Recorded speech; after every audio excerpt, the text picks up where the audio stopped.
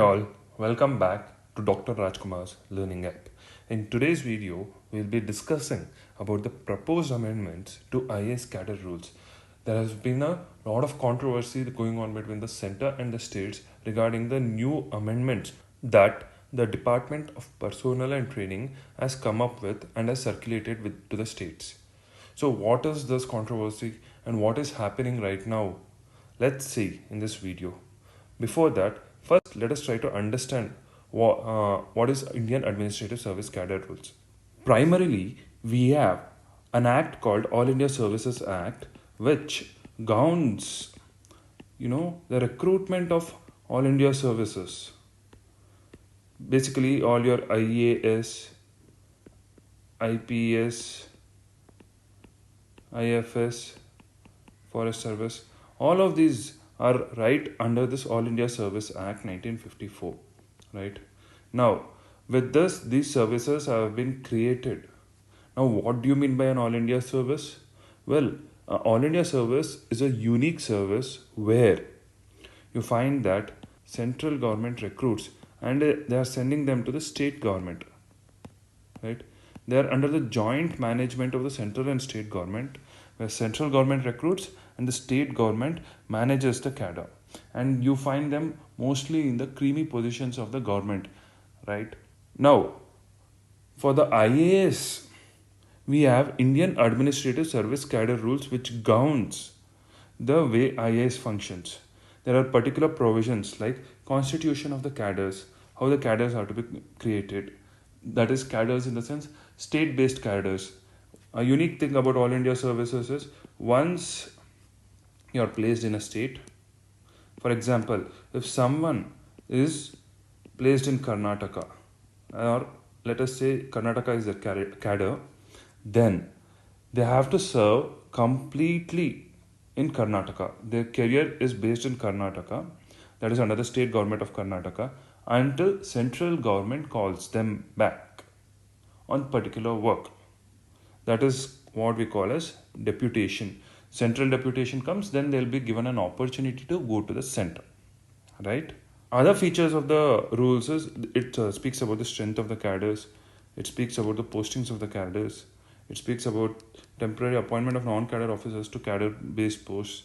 So these are various features, how what are the benefits the IAS officers have, how IAS officers have to be designed, what they have to follow. All these have been mentioned in the IAS rules.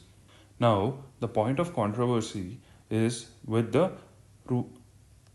deputation of cadre officers.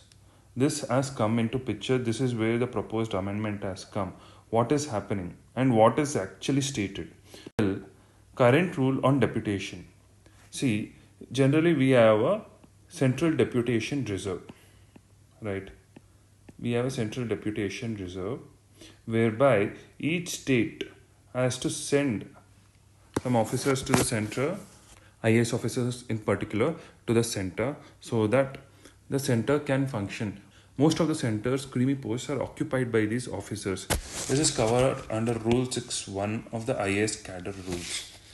So there is a deputation, and in general, if there is a particular officer, let's say A, who has applied for this central deputation reserve and the central government and state government are in disagreement.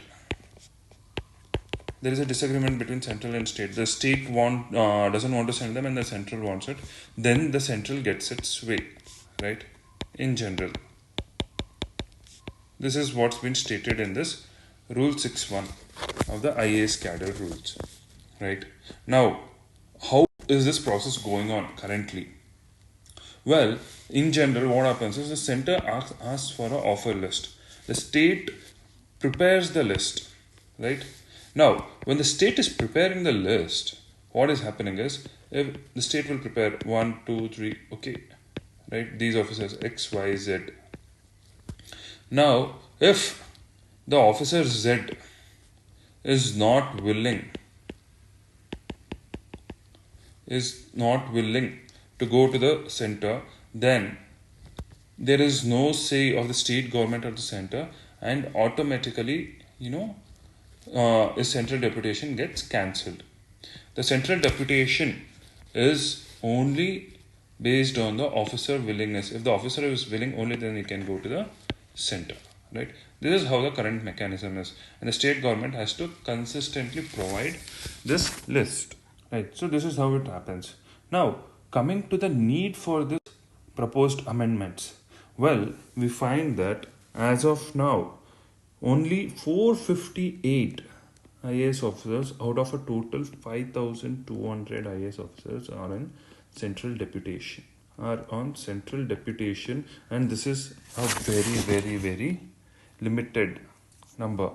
As a result, we find that many officers are unwilling to go to the central deputation, and many state governments are not making much efforts to send the officers to the central government. So the central government has come up with proposed amendments so that the central deputation reserve is not depleted. What are these amendments? What are these new insertions? Well, as you can see, the number of officers to be deputed to the central government shall be decided by the central government in consultation with the state government concerned.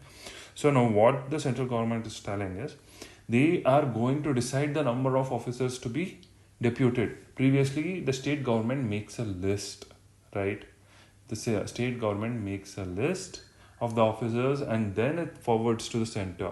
Now, the central government is going to demand that a certain number of officers be deputed every year to the central government.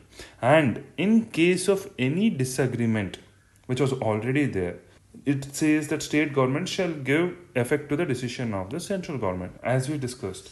But the proposed amendment adds the words within a specified time. Previously, we find that because the state government was not given a time limit, they took their own sweet time to reply back to the center or to send officers to the center. So the proposed amendments has added the words within a specified time in particular, so that the state government is bound by the center's decisions, right?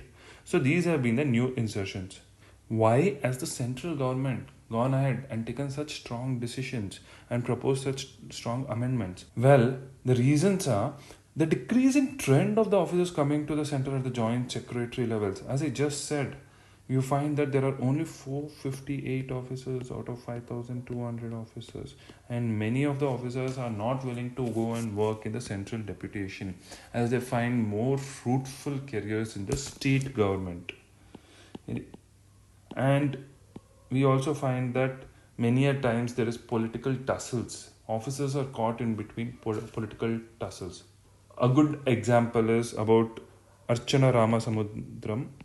Right, Archana Ramasamudram, she is an IAS officer. She was requested on deputation by the center.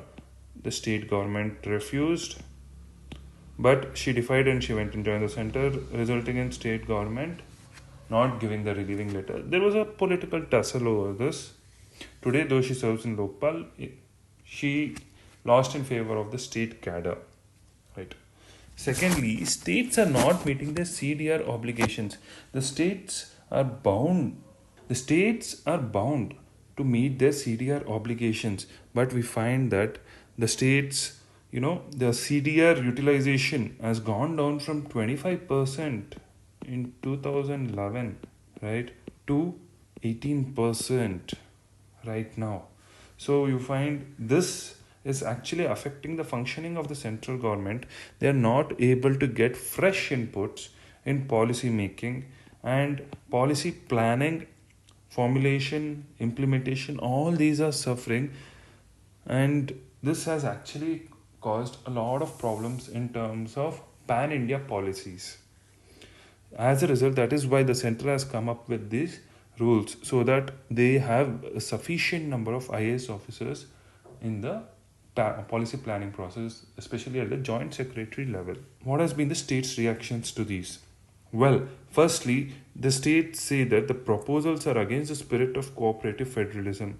In today's world, we are speaking about cooperative, competitive, and collaborative federalism, and this is seen as against the spirit because this decision of the central government has been taken unilaterally without the consultation of the states and the rules are found to be more in support of the central government. They have not taken the state government's considerations. If the central government starts pulling in the officers for the Central Deputation Reserve, it might affect the administration of the state.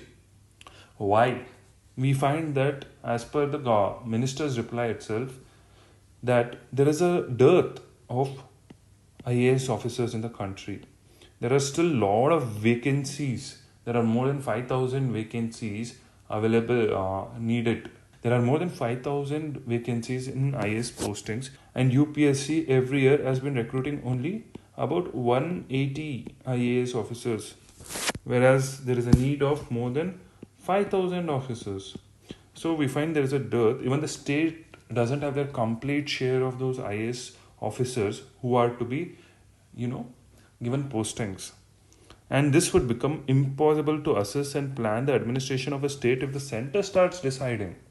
If the center decides, let's say, I want 30% of the officers in 1 year from a particular state, then it becomes very difficult for the state to plan its administration, and there will be shortage of officers in the cadre, right? So these are one of the state's reactions, and especially the last one, as I just said about Archana Ramasumudram. Officers find themselves caught in the crossfire, especially when political tussles are happening. For example, recently we found that in West Bengal rally, 3 IPS officers who were managing the security, right? There was a lot of unnecessary activities that happened in this election rallies, especially when a minister was campaigning, and the central government requested the state government to depute these officers. It might be, because of political miscalculations, the officers will get caught in such fires. So these has been the state's reactions. As a result, we find that right now DOPT has again reminded the states of the circular and the proposed changes. We have to see further how these amendments are going to shape out. For more such information, please subscribe to our YouTube channel and keep watching Dr. Rajkumar's Learning app for more creative content. Have a good day.